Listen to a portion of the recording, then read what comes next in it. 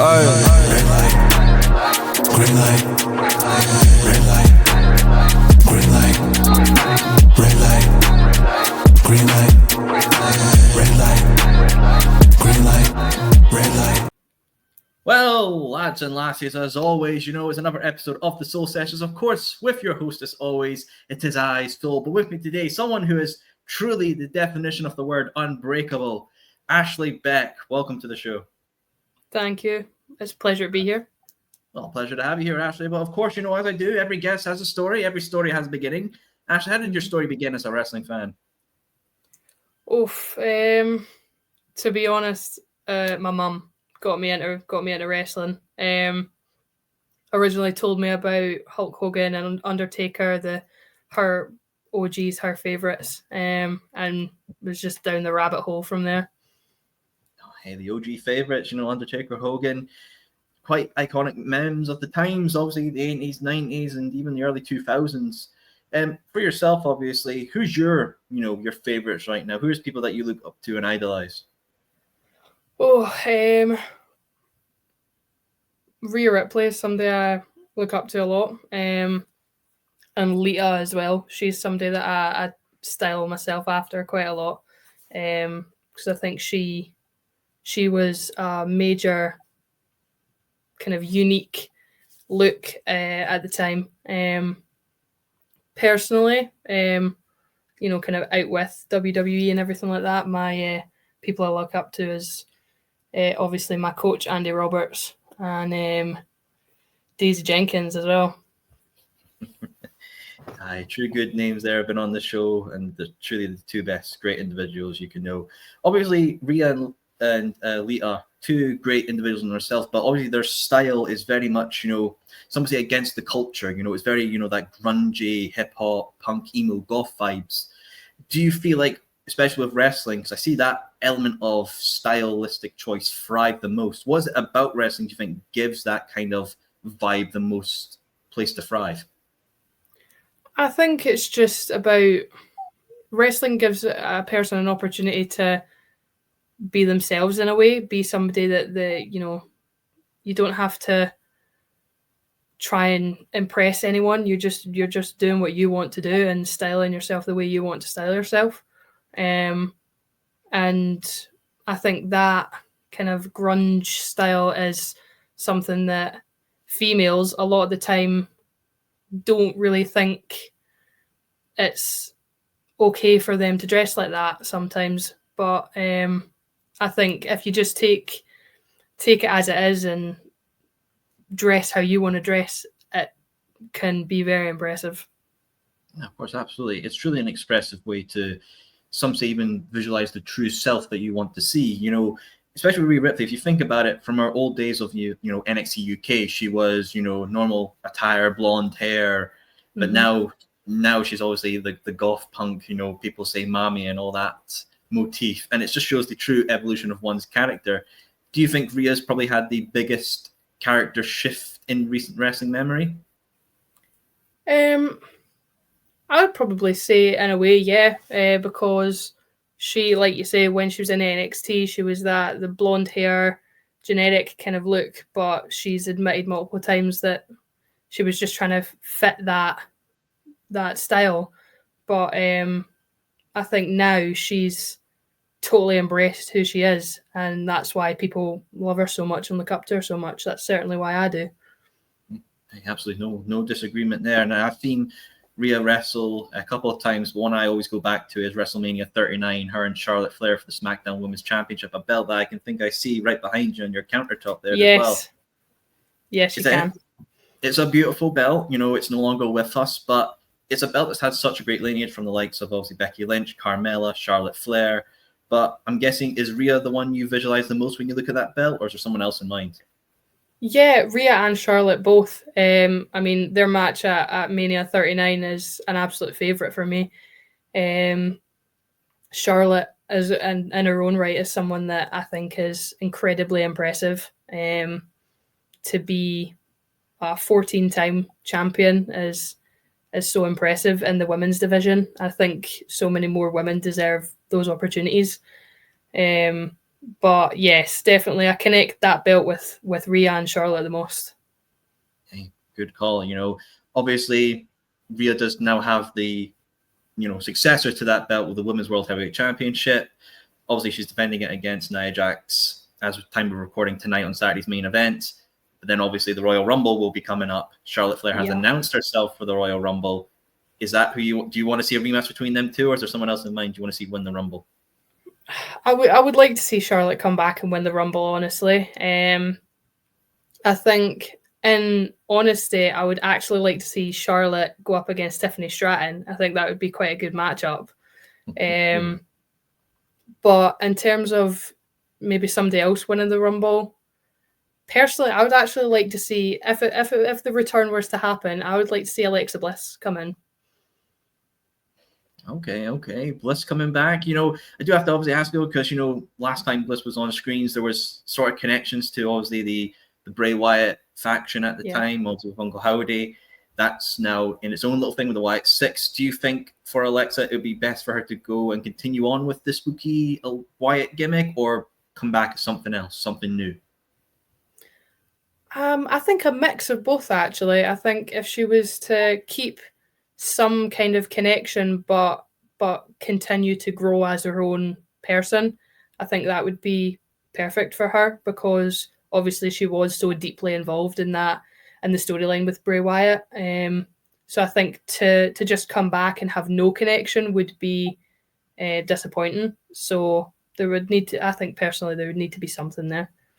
There's got to be something there, and there'll be something there indeed, because Alexa Bliss is a great, absolute phenomenal wrestler in herself. But obviously, with the women as well, they get great opportunities, but they haven't closed out a WrestleMania night since, I believe, Bianca Belair and Sasha Banks 37, when the fans returned. Obviously, we mentioned the Rhea Ripley Charlotte Flair match, but Kevin Owens and Sami Zayn against the Usos closed out that night. Obviously, last year's Mania had The Rock and Roman against Seth and Cody, and obviously Cody and Roman. This year, a lot of people are like, well, we want to see, John Cena and Cody Rhodes and then CM Punk versus Roman Reigns close out the night. But I feel like with that, personally, it dilutes the win of a Royal Rumble, because Royal Rumble should be a win for a main event, men or women's caliber matches. Do you think there should be a women's match that closes out the night of WrestleMania, whether it's night 1 or night 2? And if it's not, what's your thoughts on a repeated cycle of obviously the last few WrestleMania main events? I absolutely think that there should be a women's match closing out one of the nights of WrestleMania. I think that the women, currently in WWE, the women should have so many more main events than they do, because the talent is just so impressive. I think I agree completely. The Royal Rumble, you have a men's and you have a women's, and then they pick a champion to go up against. I think you have 2 nights of WrestleMania. You could have a women's match end out night 1 and the men's end out night 2. But I don't know, personally, over the past couple of Manias, it's been, we had 39 was Cody and Roman, and then the same kind of thing repeated for 40. I think personally, I'm kind of tired of the stuff with the bloodline. Personally, I think they're impressive talents, and I love the stuff with Jey Uso at the moment. I think I would love to see him as world champion. I'd love to see him beat Gunther. But I think there's so many more people that could be shown and have more opportunities for matches, rather than kind of running the same stuff with the bloodline. So it's I would like to see something new for WrestleMania this year. Do you think that also speaks to the negative aspects of continuation of long-term storytelling, is that you're always focusing on the one thing? Yeah, of course, it's always good to have a great long narrative, but you don't get those little short stories of other people not having opportunities at the main event scene. Yeah, I think like in some areas, long-term storytelling is brilliant and it works perfectly. Like WrestleMania 40 is the perfect example, with Roman hitting Seth with the chair going back 10 years. That's a perfect example of long-term storytelling. But I think if it's done right, then it works. But if it's dragged out in the wrong types of ways, then I think it does take away opportunities from people. Like, for a major thing for me in the women's division, somebody I think could have more opportunities at the moment is Natalya. She's a veteran and she's been champion, but I think she could be utilized so much more at the moment. Hey, Natalya's a long-standing name within the WWE, done so much. Obviously, former women's champion, tag team champion, but always there's always that opportunity for more. And a lot of people hope that, obviously, with the mid-card championship, the Women's United States and the Women's Intercontinental, obviously held by Chelsea Green and Laya Valkyria at the moment for respective belts. Do you think, because a lot of people have just rejoiced now that the tag titles are finally getting defended on a PLE with the Motor City Machine Guns and a 2-3 Falls match against DIY at the Rumble, but they hadn't been booked on a main card since last year's WrestleMania.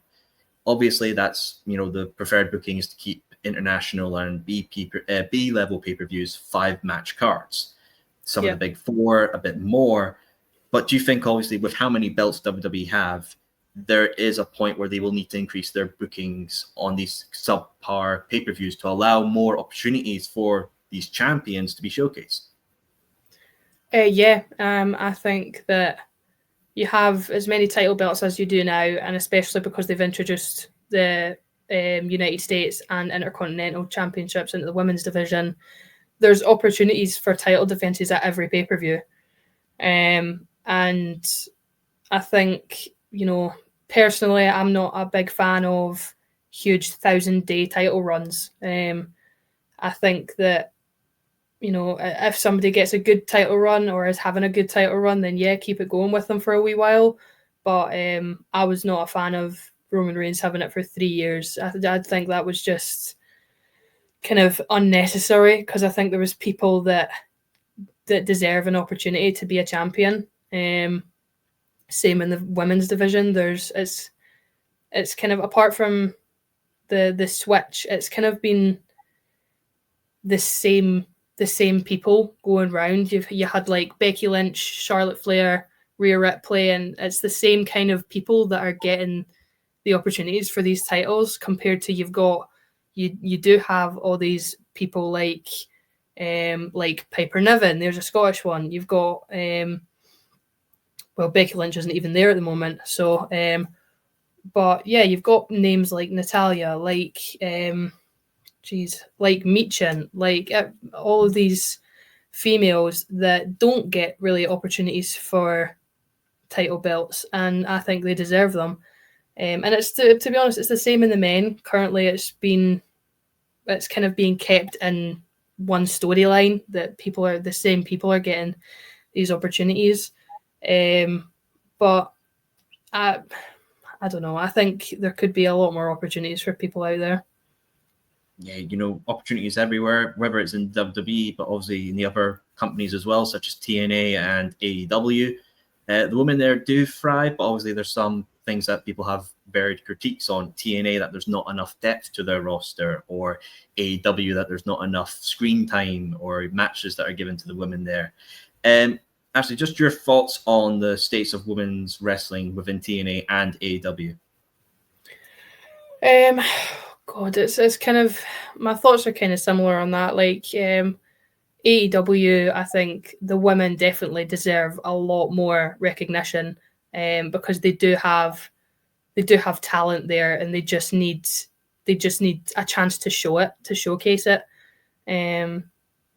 And similar in TNA, there's a little bit, they have a little bit more screen time, but they're not getting the chances they deserve to showcase their skill. Like, obviously the other night, the big thing for TNA was Joe Hendry winning the championship, but you could have had more focus on the women's matches and things like that. Or have more women's matches, actually, because, like I say, there is so much talent in TNA and AEW, and I think it's disappointing to the point where there are some talent that are wanting to leave companies and try to go somewhere else because they aren't getting the opportunities they deserve. AEW is probably the biggest example. Jade Cargill, she was not getting utilized to the level that she could have in AEW. So she got to WWE and she's just improved and improved and improved being in WWE because she's had those opportunities, especially getting paired with someone like Bianca Belair. Hey, fair point indeed. Obviously, Jade did have the TBS Championship for the longest reign at the moment of recording, but obviously they were very short matches, some showcases on pay-per-view, but since she's been to WWE, given a star treatment, ESPN ran in an article on her signing, debut in a Rumble, had a WrestleMania match, paired with Bianca, two-time women's tag team champion as well. So she has the great accolades and a great launching point within WWE. Obviously, as well with AEW, there has been a lot of controversy within recent times, obviously, about the backstage politics, and obviously it's a lot led by the dirt sheets and all that. So I just want to know your thoughts, Ashleigh, as a fan, and obviously somebody who would also be a fan that would step into the square circle. How has stepping into the square circle treated your viewpoint on, you know, this wrestling news zeitgeist and dirt sheet reporting? Well, to be honest, as a fan, stepping at the ring and starting to wrestle myself, it totally changes your perspective on everything. And the backstage politics and everything, I think some people get treated worse than they deserve. And in some cases, yeah, sometimes somebody will rub somebody up the wrong way and it ends badly. And that happens in all walks of life. But I think as a fan stepping into it, I think it's so important to try and get along with people that you wrestle with or that you train with or that you're commonly backstage with, because, you know, these are people that you are around a lot and that you do have a lot of communication with, and you never know if these people might have influence on future things for you. So, and yeah, nobody gets along with everybody. That's universal knowledge. But I would say it's, in some cases, things are taken way too far in politics backstage. But yeah, I think if people, personally, my opinion on it is that I'm going to treat somebody how I want to be treated, which is with respect, and ultimately, you know, I'll gauge how I'm going to act in the future, given how they act with me if they treat me with respect. Absolutely. You know, it's sadly one of the natures of the wrestling business. And it's just, you know, it could be any walks of life, of any work environment. There will be cliques, there will be personal beefs. It's sadly just one of the walks of life. But obviously, one of the great places, obviously, is Power Pro, formerly FBWA. You wrestle for, I've had affiliation with in the past. I just want to know about your first experience walking into FBWA. Was it Power Pro at the time that you entered in? Power Pro. Power Pro. Just your thoughts on entering Power Pro at that time. God, well, so I train in Livingston, and I was there from doors open day, and immediately I could tell that the environment was brilliant and the people there were brilliant. I got first introduced to Andy there, and the first thing I got told was how much of a family environment it was, and how they tried to treat everybody as well as they could. And it was definitely, I didn't expect it to be as close as it is, and it's a very, very tight-knit group of people who are very encouraging and will help any way they can, whether that's learning a move or going over, you know, ideas for gear or promos or anything like that. It's an amazing group of people. Mm-hmm. No, hey, truly one of the best things in Scottish wrestling at the moment, and I will happily wear that on my chest. It's a great place. Obviously, asking for yourself, in April of last year, I know you suffered a particularly nasty injury. If you feel comfortable, just to recall that injury and that moment and just how that affected you? Yeah, it was, it was one of those freak accident things, unfortunately. We were practicing a move called the banderas, and which involves going over the top rope out onto the apron. It can sometimes, you can do it on your own, it can be assisted with someone else as a form of reversal. But I was practicing it with Andy, and I just went over the top rope, and I did land on the apron, but unfortunately my leg just couldn't take the weight of it, or the force of the landing. So I did, unfortunately, I completely snapped my leg, and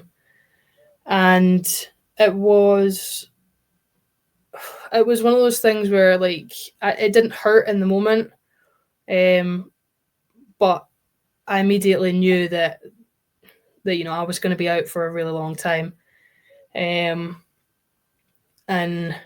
I'll big up Andy here. He sat on the floor for an hour and held my leg, because I just couldn't move, because I just happened to go down on the floor in the most inconvenient part of the building.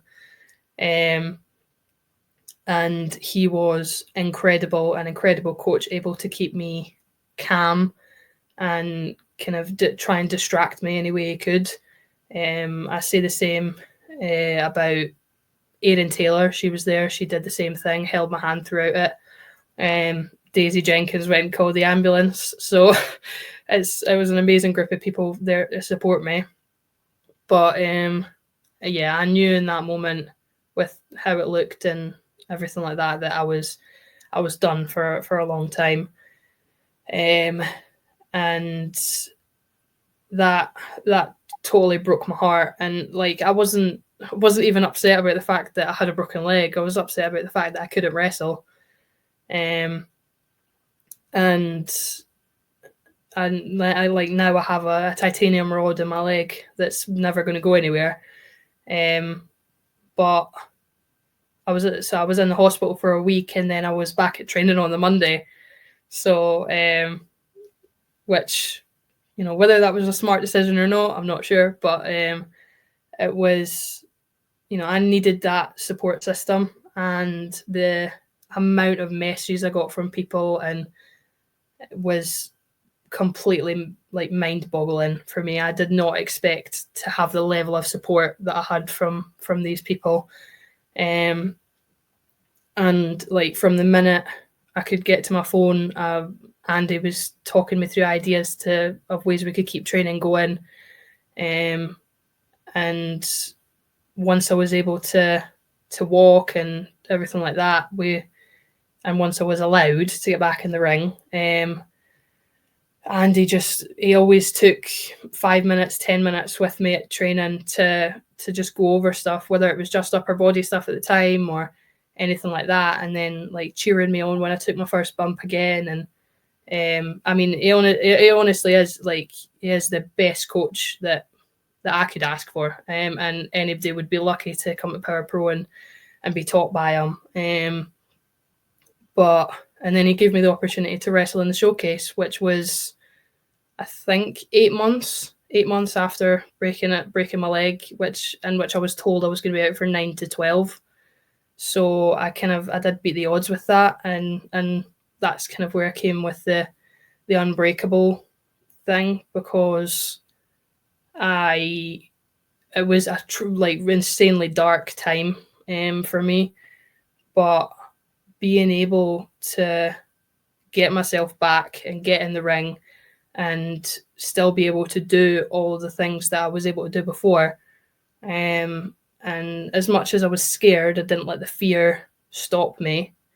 And it gave me something to fight for. And I did.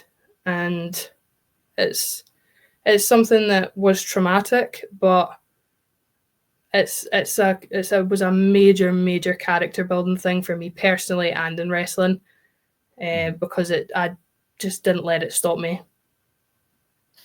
These periods where we face adversity and while they're traumatic and they're very negative, how you walk away from them and develop yourself is the aspect you really have to focus upon, and conquering those fears. And I know as well, actually, you would retry that move. I know I saw it on social media where it was Daisy Jenkins and Mark Andrews where you would retry the move and you were successful.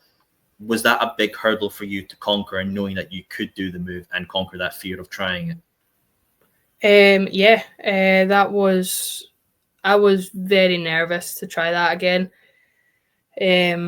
But it was Andy that suggested I try it because I'd had my match the previous night. It would just be like a really cool end off kind of thing.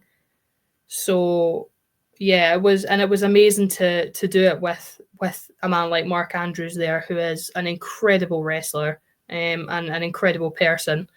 And I was very lucky to have him there and talk to me through that.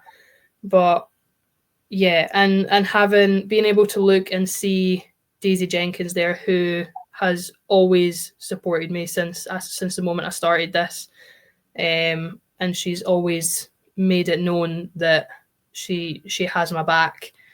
I knew that I would be safe and that nothing would happen. So, but being able to do that, it was definitely. It was huge for me, because it's a move that I've hands down said that I was never going to do again because of the fear of it. And then being able to do that, it's now kind of showed me, it is okay. It's and what happened to me can't, like, literally physically can't happen to me again because I have a titanium rod in my leg. So it's just about that fear factor and getting over that, but being able to do that was huge. Yeah, of course, you conquered the fear, and it's now in the view pass, and that's the best way to keep it. Obviously, though, we're in 2025, the new year. How time is flying quick. I'm gonna have gray hairs by the end of this year, probably. That would be my detriment. But I know you have some goals, obviously, for this year, and just running through a few of them. Obviously, is working Mega Slam in any capacity. Mega Slam obviously is a touring company that does a lot of stuff throughout the UK. I know a lot of people I've had on the show have done it as well, but what is it about Mega Slam that's such a desirable place for a lot of people to want to go and be a part of?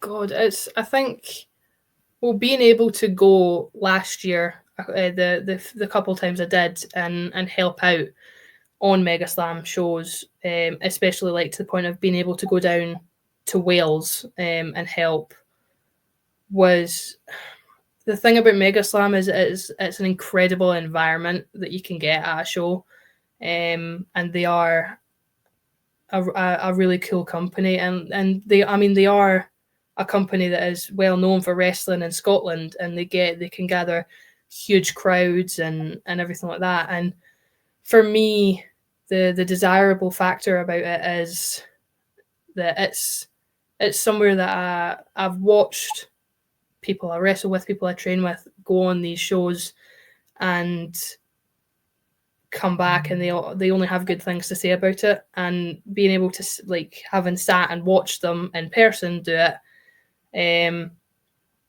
I think it's something that would be an incredible learning experience for me, because it is a way to learn, or gauge rather, how crowds can be, and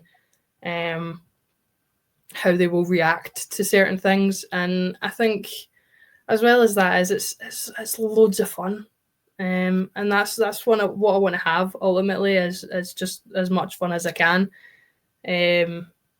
So Mega Slam is such an impressive company, and so it's definitely, I'm hoping that it happens this year, but I mean, like, if not, then I'm not going to let it, dishearten me or anything, because it's certainly not going anywhere. No, it will always be there, and it will be a great experience for yourself as well, because Mega Slam does get that great opportunity. But one of your other goals for 2025 is to obviously wrestle Daisy Jenkins. You've spoken throughout this interview of how much you idolize her, how much she's got your back. Is what about it is at that moment of you facing off against Daisy in the ring that will truly mean so much for you, and the emotions about that moment? Why does that mean so much to you? because, I mean, in her own right, Daisy Jenkins is an insanely impressive wrestler, and has been to so many different countries over the world doing it, and going and performed at the Edinburgh Fringe and everything like that with wrestling. And she's someone that I absolutely look up to so much. And given that she has taken the time to help me and teach me, and I think having an opportunity to step across from her in the ring and have a match with her, no matter the outcome, it is something that I think would be a kind of full circle thing for me, because she has put in so a lot of effort to help me. So being able to have a match with her and show her that it's been worth it, and that I have taken things that she's taught me, and that I am using them to be the best wrestler I can be. I think it would be just an amazing moment to be able to have a match with her. And in terms of the emotion, I think it would be an emotional thing for me, just because she has worked so hard with me, and not giving up on me in those respects. So I think, yeah, if I got the opportunity to wrestle Daisy Jenkins, it's definitely 100% a bucket list thing that I want to check off. Hey, I'm sure it'll be a stellar match to see, no matter the outcome. But obviously, Power Pro All on the Line is coming up in March, a show where it has been advertised that all belts will be defended. So I've got to propose the question, Ashleigh, for Kate, Frank, and Ross and Robert. Who do you want them to defend their titles against? And I'll throw in a little extra spicy question as well. If you could put a stipulation on the matches, or just a standard single match, what would you like to put onto their matches? Okay. I think for the par defending, personally, I am a very big fan of the Meat Factory. So I absolutely want to see the Meat Factory get in and win those tag belts, because I think the Par Boys have done amazing with the belts, but I think the Meat Factory 100% deserve to win those belts, and they've proved it time and time again that they are both incredible wrestlers. I mean, they know how to impress a crowd, and they get the crowd joining in with chants and everything like that. So the Meat Factory is my pick for the tag belts.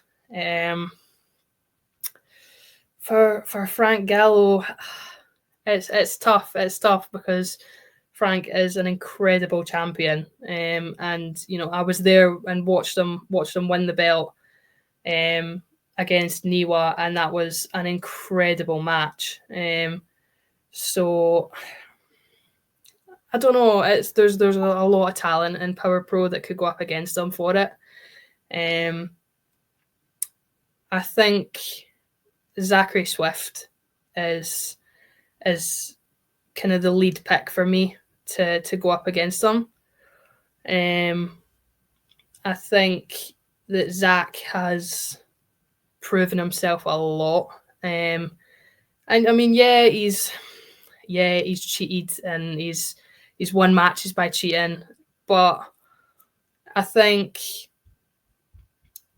it would be impressive to see a match between Swift and Gallo.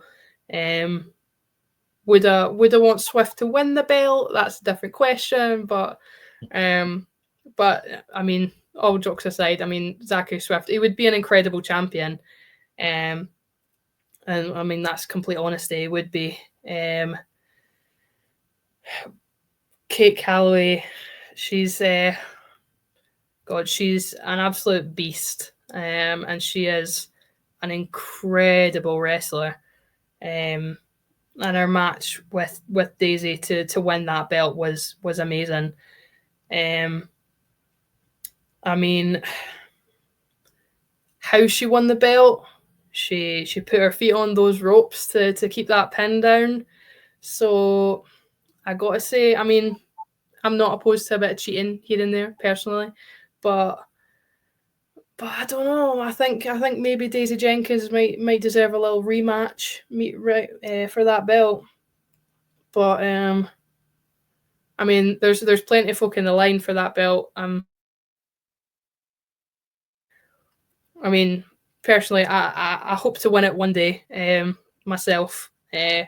But Kate Calloway, she is taking this to whole new heights. And she's a perfect champion. She's an incredible wrestler, and she's a brilliant person. But yeah, I think Daisy Jenkins might go in for a little rematch there, and that's certainly what I'd like to see. But yeah, there's a few people in the line for that. It is definitely crowded in Power Pro. There's definitely going to be a big lineup for all these belts on the line, and of course, all on the line on the Thursday of 6th of March, obviously at the Truth nightclub in Leven. Folks, get your tickets on Eventbrite. It looks like it's going to be a stellar show nonetheless. Obviously, as well, outside of Power Pro, there's many other great Scottish companies from the likes of CPW, APW, Bleeding Gums, Valor, and 3WL. Obviously, Ashley, in the future, say 4 or 5 years, is there a particular company that you're looking at the moment, and that's a destination you want to have a little pit stop in? Yeah, I would. I've been obviously keeping my eyes open for women that I would love to get matchups against in the future, but company wise, I would love Valor. Definitely, I would love to get there one day. Same with Iron Girders. I'd love to get into Girders one day for a match. Target as well. Target Wrestling is an incredible company that I'd like to possibly wrestle with one day. And I'll say ICW. ICW is definitely one I've had my eye on. There's some brilliant talent everywhere that I would love to get matchups with. FCW as well. FCW's got some women that I'd like to step across from. Oh, I'm sure no matter where you enter, you'll be the one that is truly unbreakable. Well, folks, as always, thank you for tuning in for another episode of the Soul Sessions. But of course, before we go, actually, the final question, the roundup, the big one, to end this, the ending of the end. Obviously, WWE are killing it right now, but they haven't announced a pay-per-view for the United Kingdom. They have done for the last couple of years. Obviously, 2022, Clash of the Castle in Cardiff. 2023 was Money in the Bank. 2024 was Clash of the Castle Scotland. Even if CM Punk did win.